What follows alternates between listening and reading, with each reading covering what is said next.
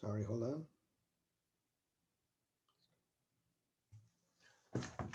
Hello, and welcome to week 3 of the history of photography. This week, I'm going to introduce the subject of 19th century portraiture. I would like you to pay close attention to the syllabus. I always want you to pay close attention to the syllabus. Paper number 2 will be drawn from the content I talk about today and next time. In the 19th century, with the dawn of photography, we were able to photograph people. Before that, there really were photographs of people. You could do these things called silhouettes, which were black paper cutouts. And while these are not that old, these are actually 20 years old. These are of my daughters, and they were done at Disneyland, to be honest with you. She's your age. Before that, you didn't actually have a picture of people. I'd like to tell you a quick story. 20 years ago, 25 years ago, there was a woman on a tour of Auschwitz. She was walking through Auschwitz with a tour. You can take tours, believe it or not, of Auschwitz. And at one point, she lost her group, and she was kind of like, she's lost in Auschwitz. And a docent walked up to her, and she explained that she was lost, and she had lost her group. And the docent said, "You want to see something really interesting?" And took her to a room, and it was filled with photo albums. When the Jews were rounded up by the Nazis and told to grab the most important things they had, they grabbed their photo albums, their family line albums, and they were piled up in this room. And tragically, those people went off to the ovens or what have you. It was all horrible. And this woman made it her personal mission to photograph all of these albums to create these vast presentations and take them to Israel. And people would sit there for hours watching hundreds and hundreds of pictures, and then suddenly a man would stand up and say, "That's my brother. I haven't seen him since Treblinka or Dachau or something." And this woman would return these pictures to their surviving families.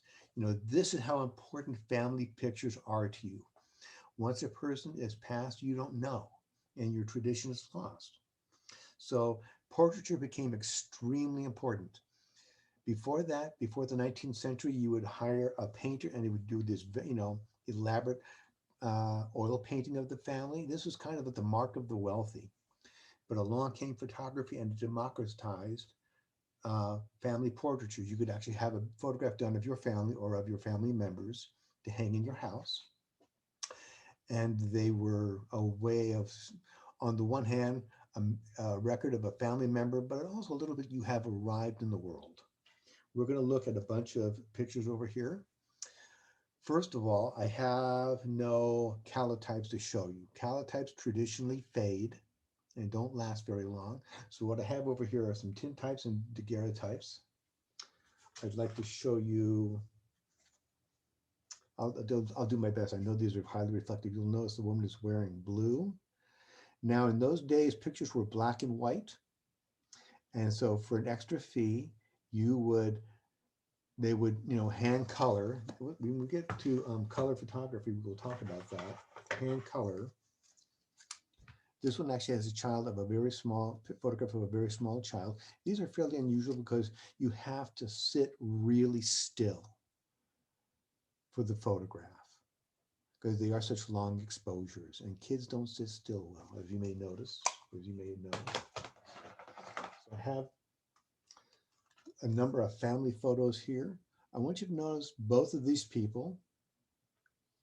She is holding a book and he has one hand, one elbow on the edge of the chair and the other hand sitting in his lap. Making your hands stay in one spot is important because very often the hands will shake a little bit and will record as a blur in long exposure. So that's very important that you give your hands something to do. Here's a photograph of a boy. And if I can get a good reflection, not a reflection of this, you'll notice he's wearing a rather long bow tie. So this is a record of how people dressed then, and he's very stiff and formal, probably told to sit exactly still.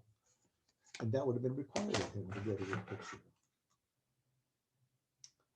This is presumably a married couple. The wife is with this, the wife, if I can hold this, the wife is with the daughter, and the man is with their son. I need a way of not having such a harsh reflection on these when I present these. My apologies. But they are daguerreotypes, which are mirror surfaces, and that presents a bit quite a challenge anyway in presenting these. But they do have a lot of shelf life. Calotypes don't have a lot of shelf life; they do fade, but these are well over, like about 150 years old. We're talking about the 1850s, the 1860s, perhaps, the age of these. Now, this is a photograph of a child that is deceased. Once in those days, when someone was buried, when someone was passed, you probably buried them within one day. And so very often when the child passed away, that child will be, forgive me, in the ground in a day, in 24 hours. So you went right to a photo studio and staged a photograph. This child is holding a doll. Sometimes you were holding the Bible or a cross or something. By 1890, they passed laws against this for fear of transmitting disease through art studios, to photo studios. So, and once the child was buried, you would never see the child again. If you didn't have a photograph, you basically had nothing. Now, these photo studios, you had to, in those days, hold your eyes open for, 3, 4, 5, 8 minutes. And it was really hard. A lot of these art studios, photo studios were on the top floor with a vast array of skylights. They were really bright. And what they would do is they would line the windowsill with blue bottles, or the windows were all blue glass. And the key is this.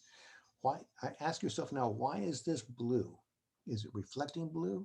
It is filtering out red and green and leaving only the blue light. As we discussed on the first day, the earliest photo processes were only sensitive to ultraviolet light. Ultraviolet light can go right through this.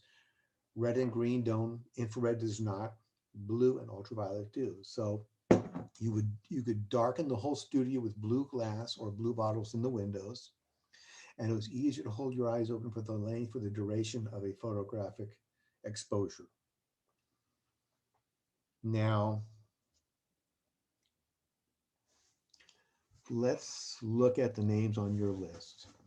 Albert Sands Southworth and Josiah Johnson Hawes, his name was Johnson, were photographers in Boston. They were some of the most famous photographers of their day. They worked almost exclusively in daguerreotypes, and they would photograph the famous of their day. They were the prominent photographers until we get to Matthew Brady near the bottom of the list, who took over as the celebrity photographer.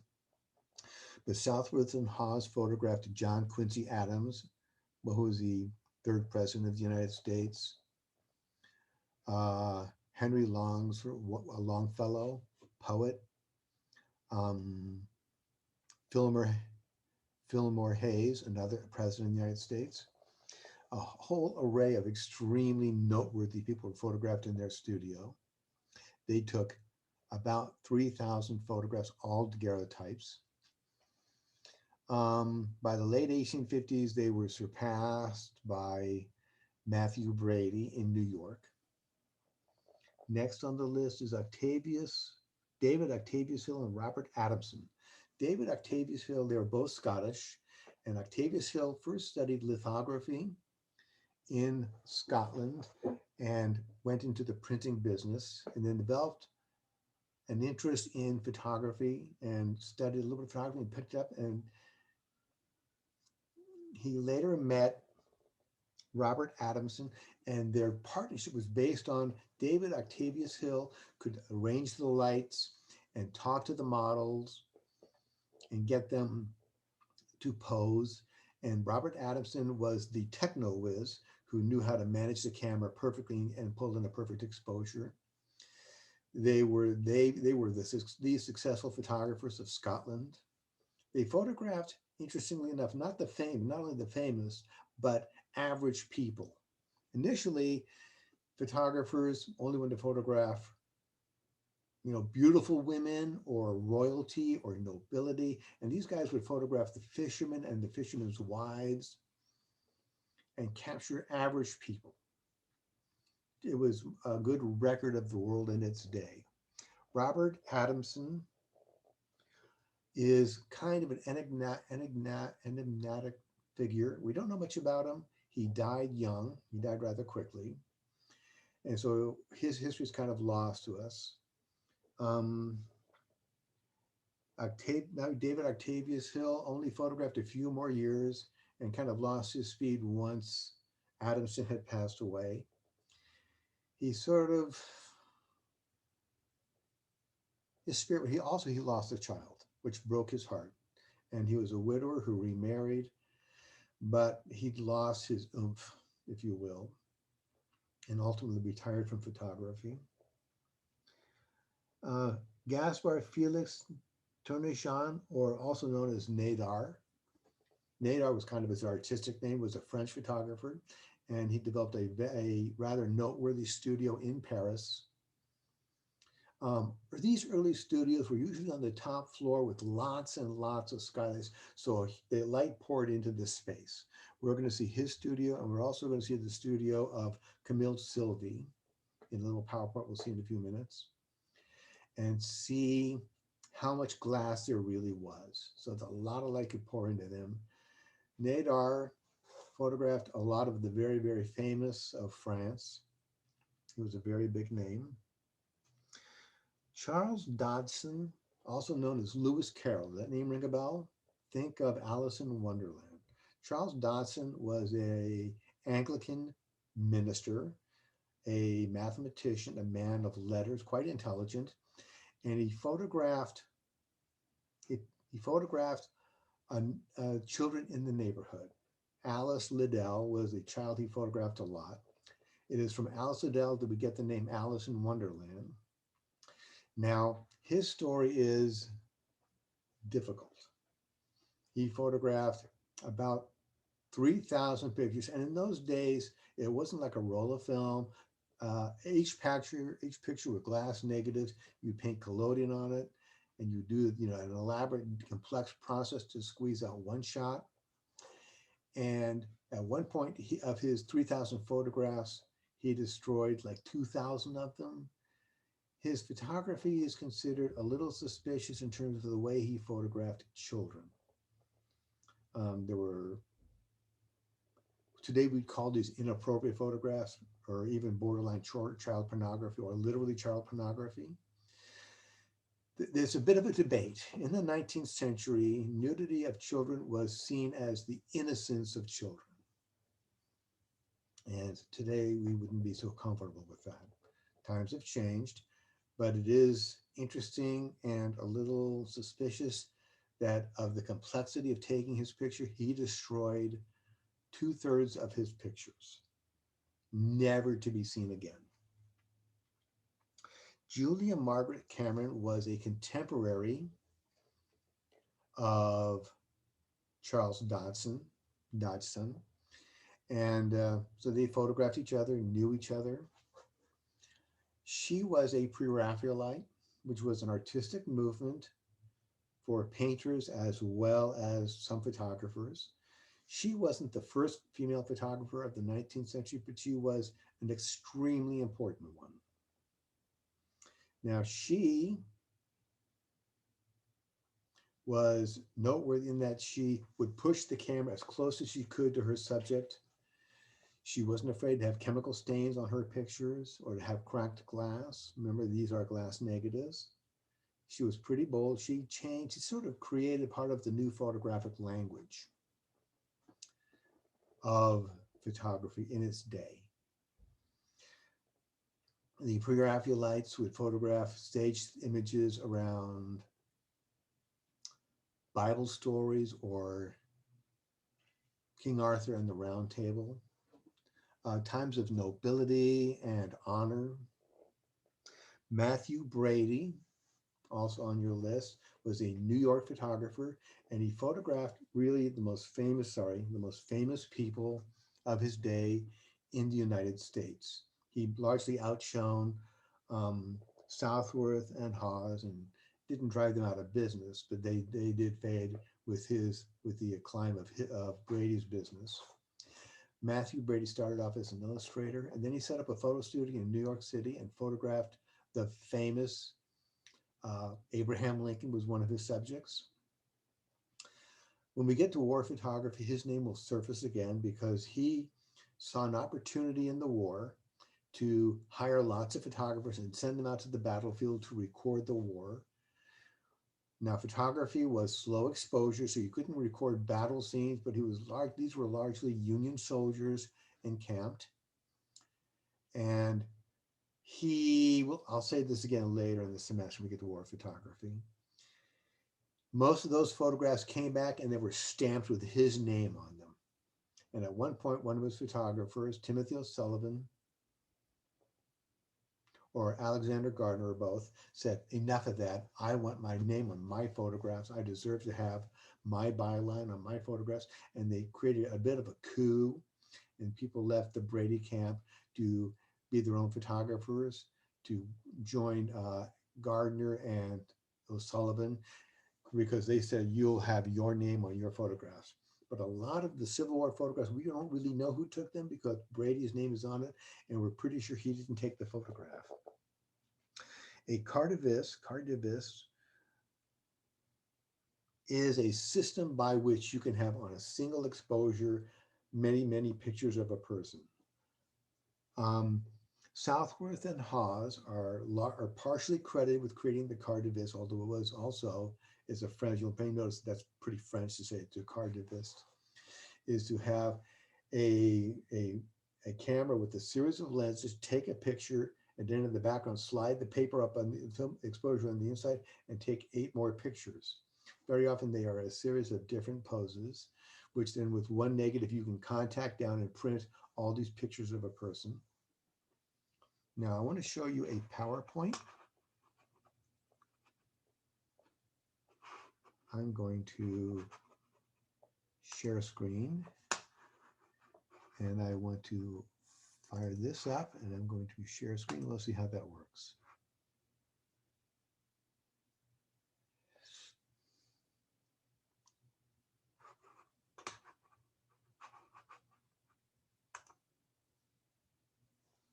Okay, let's look at some of this.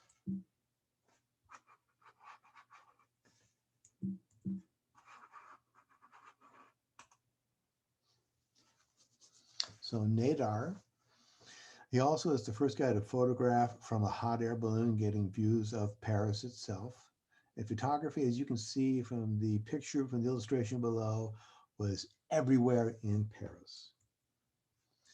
So this would be an early example of a cardivist.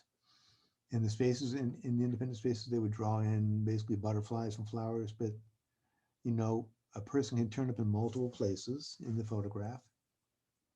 It's also the beginnings of staged photographs. Portraiture, in many ways, was very formal and stiff in those days. But we're looking at the beginnings of, this is supposed to be, it'll come back to me. This is Camille Sylvie. He's not on your list. We're going to revisit him when we get to travel photography because he documented heavily French Algeria. He's French. And this is a picture he took himself in his studio. Look at the top. You can see how much glass there is going on. It's basically a roof of skylight pouring, filling this whole photo studio with light. Lady Elizabeth Eastlake. Lady Elizabeth Eastlake was an artist and artistic critic. And she married, her name was actually Elizabeth Rigby, and she married late in life, like at the age of almost 40, she married Charles Eastlake.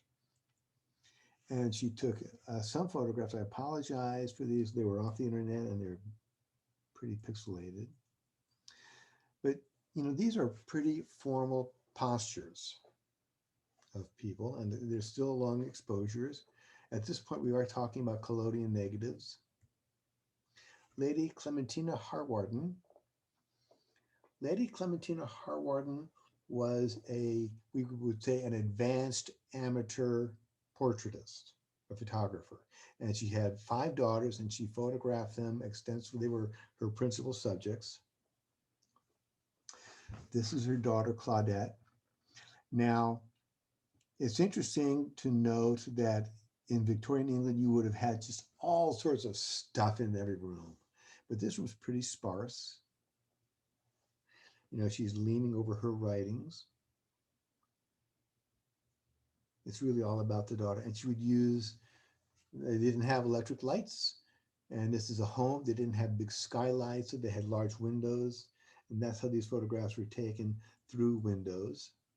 She had 5 daughters to work with, and they were her print. She almost always photographed only her daughters. Looking out the windows. And that was what other source of light did you have in those days but the sun and a big window.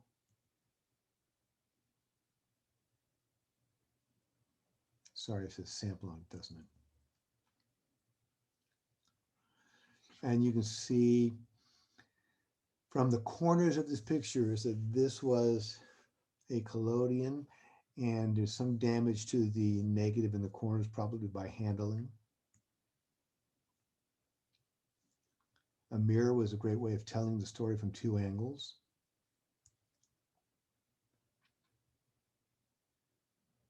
More use of a mirror. Now, I want you to think about this photograph for a second. I know a photographer who has a picture of a dog standing on 2 chairs just like this. And he used it for his portfolio. I'm not going to name names, but for those of you who have some ambitions to be in photography, be really careful about really imitating someone else's ingenious idea, because, in the future, someone will see your picture, and if they see the same thing, they'll know you copied it, and you don't want to get caught doing that. So, you can't name every photograph you've ever seen, but if you ever see it again or see one just like it, you'll remember it. Now we're getting into staged narrative imagery. Daughters on the balcony. Still, we're talking about Clementina Harwarden. In the woods.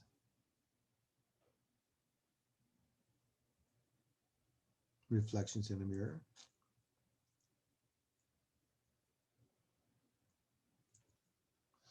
Oscar Gustav Reislander, Swedish born.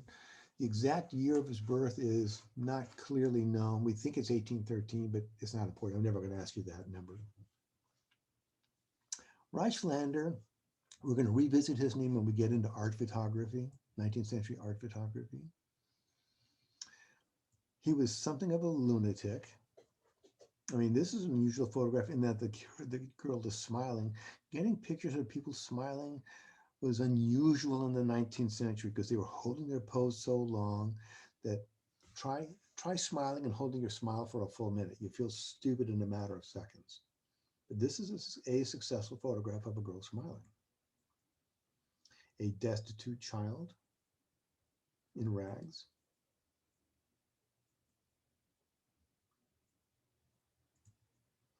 Now, man's dreaming, and there's little female figurines climbing on that framework next to him. Notice the placement of the man's hand. Also very, very early nude photography. This is still Reislander. He was a contemporary. This is Charles Dodson, Lewis Carroll, polished cleaning a lens, modeling for Reislander. They were acquainted. They knew each other.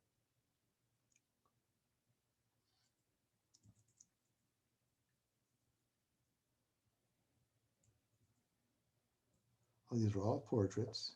Let's look at these in detail.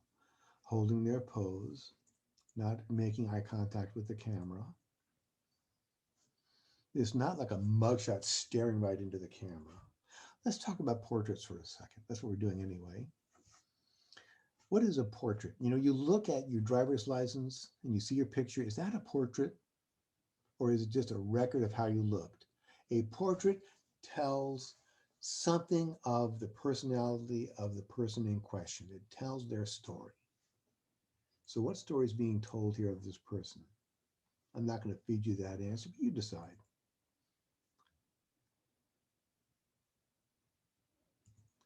Now, this is called Hard Times.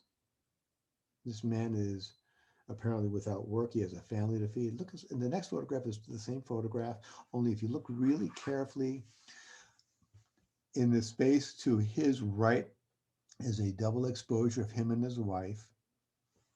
And he's struggling with the fact that he has no work. He has a family to feed. This is the head of John the Baptist, a staged photograph. No, we didn't cut off a head to do this. Probably coming through a hole in the dish. This is called the two ways. And this really is not portrait photography, but art photography. We're going to revisit this in a couple of weeks. This is, how many people do you think are in this picture? I think I counted it once and I got up to like 29 or something. In fact, there's only like 5 or 6.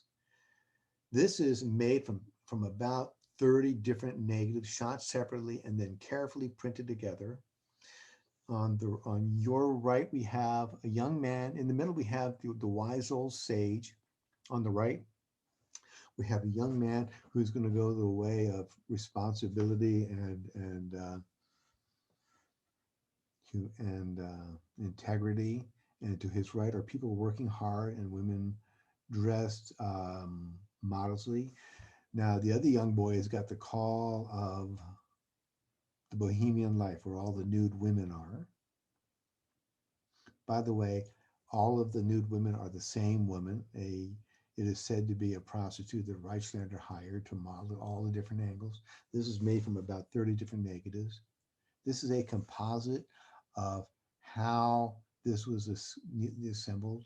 There's a joint of 2 sheets of paper on the right and separate negatives that went into making this. Henry Peach Robinson, also an art photographer. We'll talk about his portraiture a bit.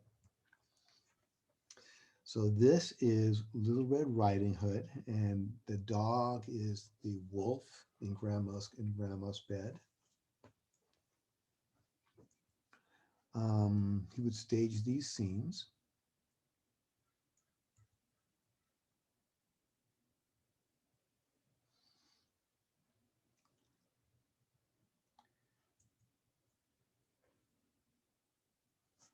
Elderly people at their dinner. Ships at sea, obviously. This is called Fading Away. This was made from 5 negatives. We're going to revisit this in a couple of weeks. I'll talk about it again too.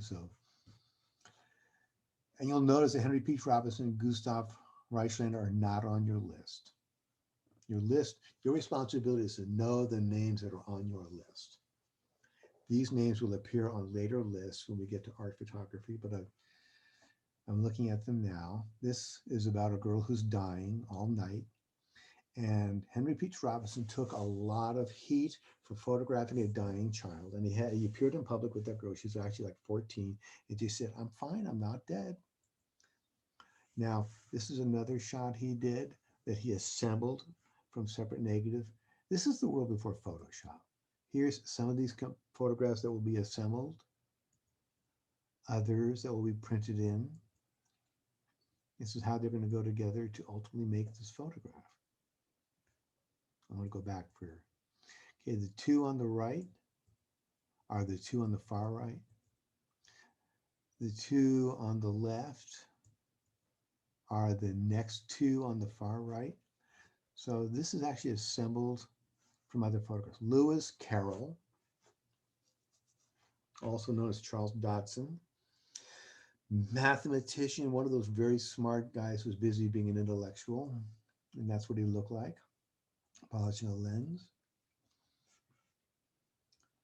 This is King Arthur The little boy is King Arthur, and he's got apparently a sword. He's on his little hobby horse coming down to save the queen. You know, a girl asleep. I think this is Alice Liddell, Reichslander and family. No, this is, sorry, Dodson and family. Again, Alice Liddell sleeping. This is part of his scientific studies he did with some skeletons of I presume, a primate on the right, a high primate on the right, and a man on the left. A better shot of Charles Dodson. Now, this is Charles Dodson and Alice Liddell. And it has, I've already said this, but it's been suggested that his relationships with children, especially female children, it has been said that they were ambiguous, was the word used. I find it maybe a little suspicious, but now this is also Alice Liddell. And I have to ask you, would you want your sister photographed in this manner? This is stepping into the world of inappropriate, even more inappropriate, a photograph of a little girl. Try this one on for size. So this is another Lewis Carroll photograph of a child. This is Alice Liddell as Little Red Riding Hood. I presume that in color, that would be a red cape. Alice Liddell again. Ultimately, Alice's family told Lewis Carroll, we don't want you around our kids anymore. Also Alice Liddell.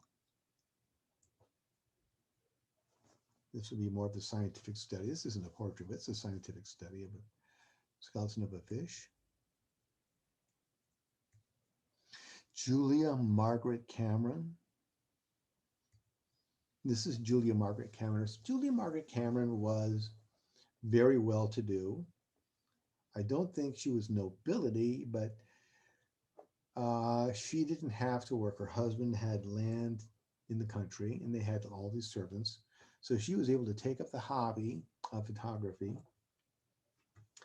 and photograph various people who worked on her estate. Some of these children with the angel wings are noted to be photographs of the new year. I don't know which new year it was, like 1870 something, 1879, something like that. And the way they would do the wings is they would actually, they would kill a goose on the farm and eat it, but they would save the wings for a photograph.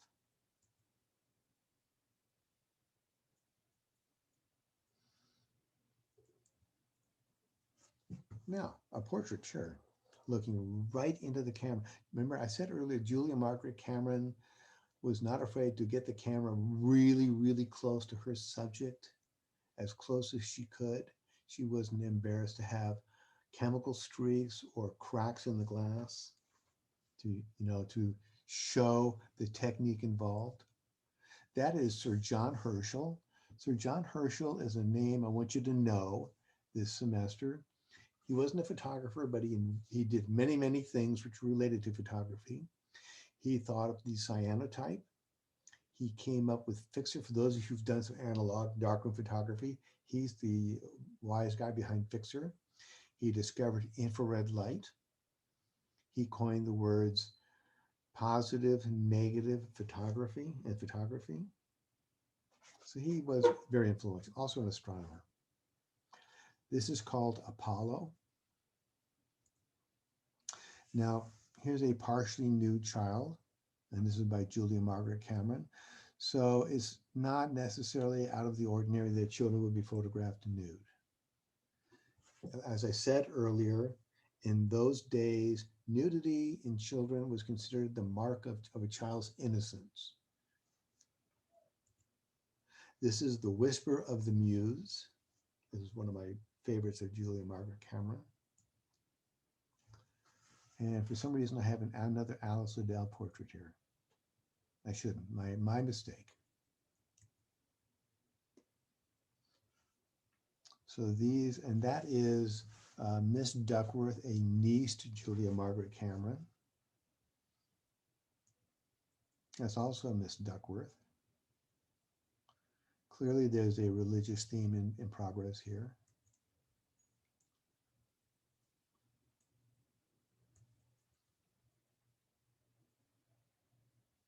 Another view of Whisper of the Muse. I think this is a King Arthur view. I think I've shown them already. Another fully nude child. So this, I don't want to condemn. I'm kind of like walking the crazy line of whether or not I don't want to condemn Charles Dodson for his photography, but it's suspect that he destroyed as many negatives as he did, as complex as they were to make. Miss Duckworth. Thomas John Bernardo was Irish, and that's him, he created a home for destitute children where they would take children in off the street, home for wrecking and destitute, home for wrecked, working and destitute lads. Now, to his credit, they say he rescued 60,000 children. In the life of these homes that he built, he rescued 60,000 children off the street, gave them homes. He was also sued about 88 times. He survived every lawsuit that he had kidnapped these children or had staged these photographs, these before and after photographs of how they were when they found them and how they were when they came out of his home. He survived every lawsuit. But there was some suspicion about the way things were done in his home for the destitute children. But this is like, for example, look at how well dressed this kid is. And this kid's clothes are just rags, blown out at the knees. So it'd be like a before and after. So the one is on the street and the one on the right is learning. So he would have these before and after photographs of children to promote his home for children. Hugh Welsh Diamond was a doctor, and he had a sanitarium, a psych ward of sorts, you might say. And he would photograph their faces to see if they could find a common denominator in the face of the mentally disturbed. I know there's a politically correct way of saying that now, but the emotionally disturbed, to find that common denominator for determining in advance who's going to be unhealthy.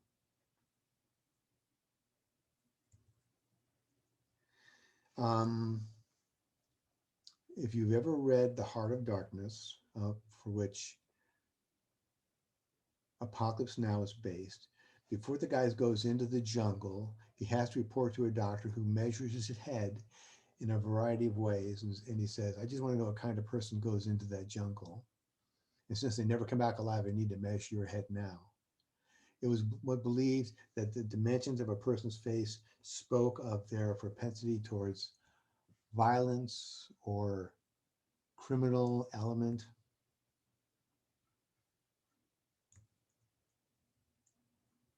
This is now a dead theory. So I'm going to hit stop share for a second. I want to put that away, and I'm going to pause this momentarily. Humor me.